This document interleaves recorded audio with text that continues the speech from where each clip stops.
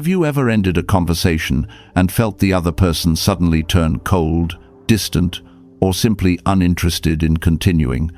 Maybe you've wondered, why don't they want to open up more? Why did that moment, that connection fade so quickly? The answer isn't always in what you said.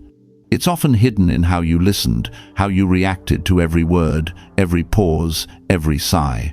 There are subtle habits almost invisible that we repeat without realizing. Tiny behaviors that quietly erode connection, drop by drop. In this video, I'll show you 5 common conversation habits, harmless at first glance, yet powerful enough to make people pull away from you, or at least trust you a little less. And the 5th one, you'll be surprised almost no one talks about it, yet it has the biggest impact of all. Then, we'll uncover how the Stoics approached communication with calm, clarity, and the rare power to make others feel respected simply by being present. Let's begin. Habit 1. Interrupting other people's stories. When someone begins to speak, they're opening a door, letting you step into their world, their story, their emotion. But then, you jump in. "Oh, I've been there too, let me tell you about my trip." You think you're connecting, but in truth, you've just taken the stage. Their story stops mid-air, and the spotlight shifts straight to you. What they feel in that moment is not connection, but interruption. Their experience was cut short, their voice overrun. In psychology, this is called conversational narcissism, the unconscious pull to drag every dialogue back toward yourself, instead of letting it breathe around the other person. When you interrupt, even unintentionally, what you're really saying is, "My story matters more than yours," and that quietly kills connection. The listener feels unseen, unheard, unvalued. They stop sharing. They start shortening their thoughts. And slowly they learn that opening up to you doesn't feel safe anymore. Marcus Aurelius once wrote in Meditations, "No one is admired for listening to himself speak, but all respect the one who listens to others." So how do you break this habit? You practice another one, active silence. When someone speaks, truly listen. Don't plan your reply. Don't wait for your turn. Be fully present, as if nothing else exists but that voice in front of you. When they finish, ask something that deepens their story. What part of that trip stayed with you the most? That one question tells them you care. When they pause, acknowledge before responding. "Your story was so vivid, I could almost feel that moment with you." And when you finally share your own experience, start with, "Listening to you reminded me of the time I..." It continues the rhythm without stealing the stage. A Stoic knows how to restrain the ego's impulse to speak. They hold the urge inside and direct attention outward. When others talk, they train their mind to stay still, not to wander toward, "What should I say next?" You can even practice self-observation. Notice the impatience rising in you, the urge to jump in, the restless hands wanting to move. Then take a slow breath. Let it pass. Let them finish first.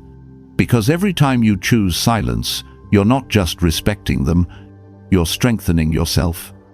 Habit 2. Giving advice when no one asked. Most people with good intentions want to help. When someone says, "I'm stressed at work," your mind instantly builds a list. Meditate, exercise, take a break, quit that job. You want to fix things. You want to be useful. It sounds noble, but to someone in pain, those words can cut like a blade. Because they don't need advice. They need understanding. Seneca once said, "Not everyone needs advice. Many only need a heart that listens." The other person may not want solutions, not yet. They just want space to feel, to speak, to be heard. But when you rush in with your advice, they might hear something else. "You don't trust me to think for myself." And just like that, a friend turns into a teacher. A listener becomes a lecturer. Advice is a strong medicine, only give it when asked. Otherwise, it makes people feel small, incapable, and judged.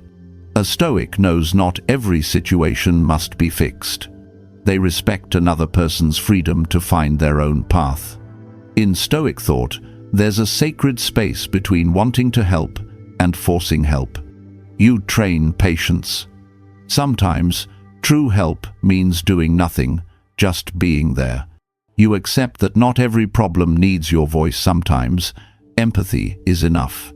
Marcus Aurelius reminded himself daily, before correcting others, ask if you have understood them completely. So, how does a Stoic respond? Before speaking, pause. Ask yourself, do they even want my opinion? Then, simply ask, do you want me to just listen, or would you like me to share a few thoughts? If they welcome your insight, say, I've been through something similar. I learned a few things if you'd like to hear them.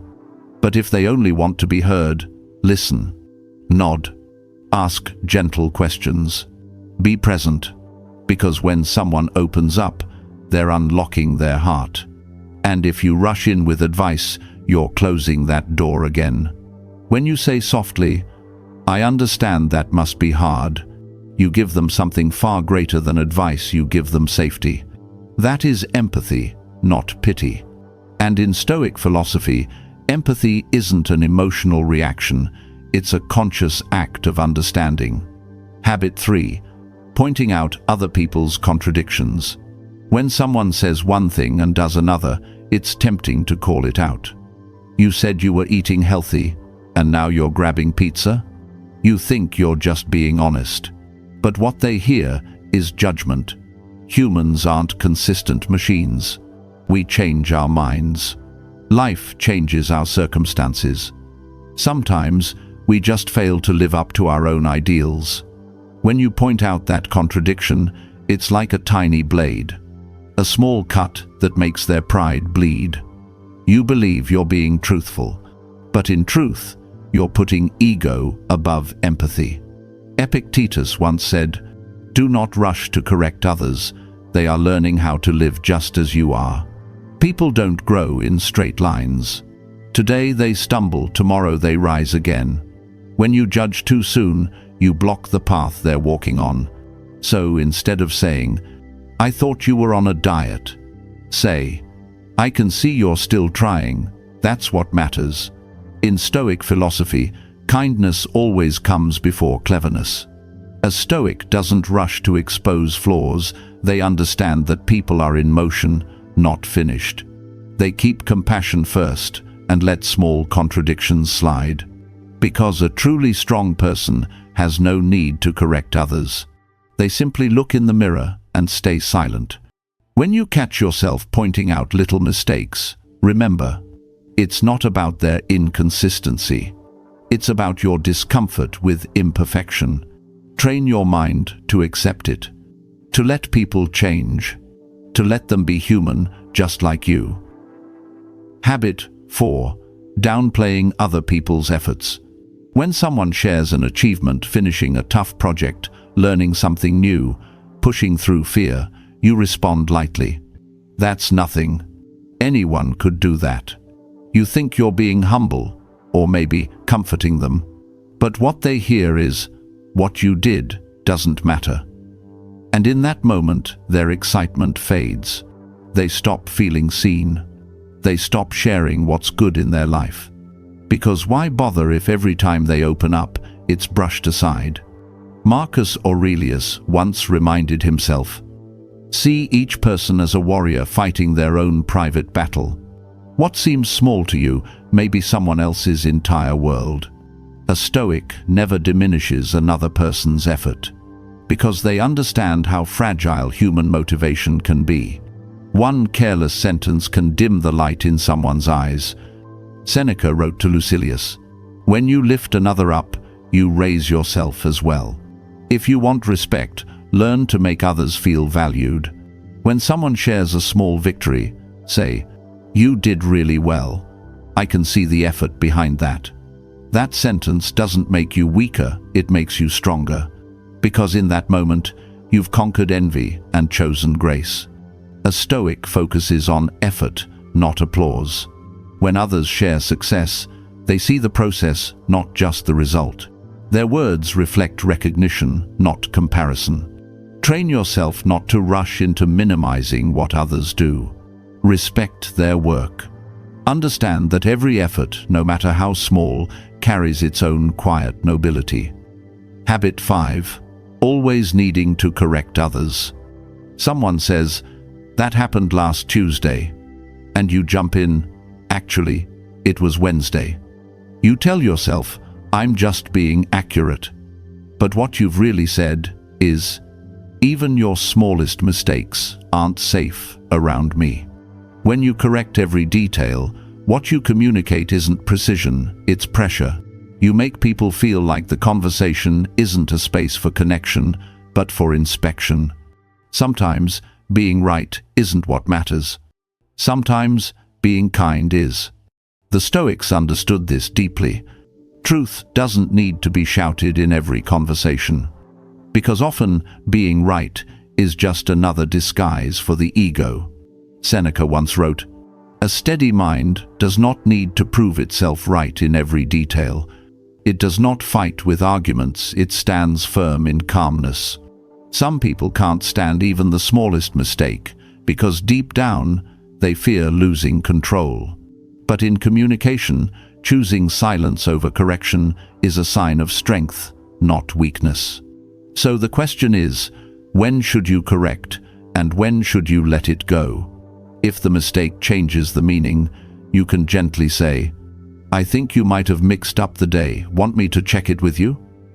If it doesn't matter, let it slide. Keep the flow alive. "That's awesome. Keep going."